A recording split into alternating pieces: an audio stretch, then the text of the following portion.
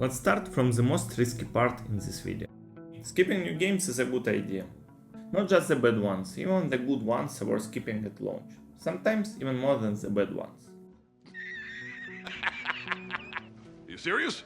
Yeah, of course we can find exceptions here. Online games can die fast, and later you might have no one to play with. But single player games, they are like wine, they only get better with time. After playing the new Battlefield 6 beta for 2 days, I started thinking, do I really need to buy the new Ghost of Tsushima or Borderlands 4 on day 1? Games today aren't just long, they are literally a second job, 40 hours minimum. And that's if you ignore half of the side quests. And if you like to dive into side activities, it requires months of your life. That's why I love short games, 8 to 10 hours long. You finish them, get the dose of fun and move on.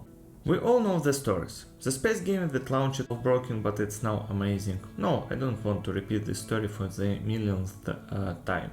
Or the story about the Cyberpunk on PS4, which was almost unplayable. Using only these rare cases won't be suggested as a strong argument, at least for me.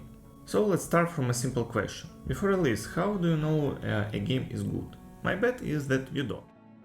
You may trust early reviews, however, if I was an early reviewer and I said bad things, I'd never get another early copy. No, God!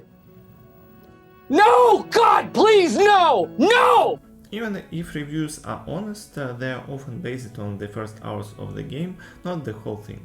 Okay, let's assume that reviews are right. Waiting still makes sense. Persona 5 was a great at launch. The Persona 5 Royal dropped, and suddenly my 100-hour save file felt like a warm-up lap. This edition requires you not only to launch the old game and its saves, but to spend 100 more hours to reach the new content from the very beginning. Sometimes it's not about the new version, but the game-changing expansions. XCOM 2 was great at release, with expansions it became fantastic. On the other hand, the game is enhanced not only by content but by the performance and bug solving. Do you remember how much time it requires for Bloodborne to make you watch loading screens before fighting its grotesque bosses?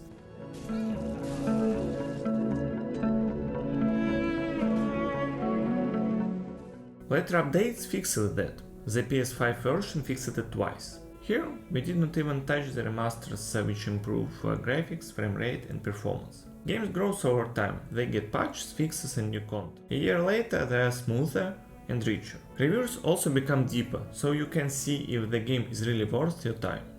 There are also money.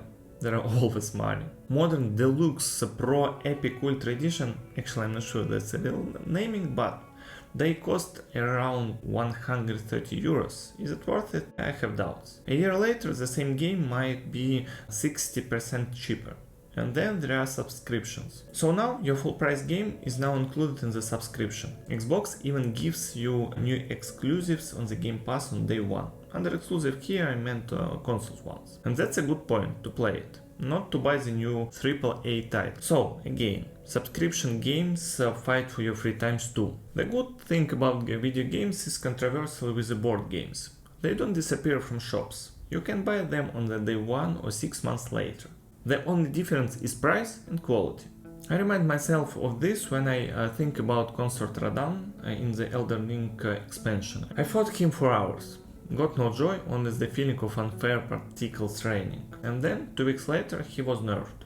For the new players, he was not as challenging as for me. Or the example about the Kingdom Come Deliverance II. I only played the first chapter, and now I cannot find the time for the rest. So here is my conclusion.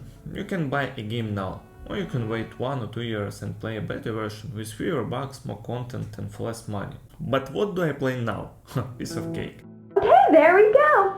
Alright now, I want you to come in and tell me all about You're damn.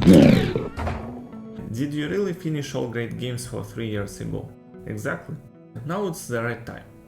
Yes, there are always exceptions. Nintendo is different. Their big titles almost never go on sale, and they are usually polished at release. But for the most games, the launch version is the most expensive and the most incomplete one.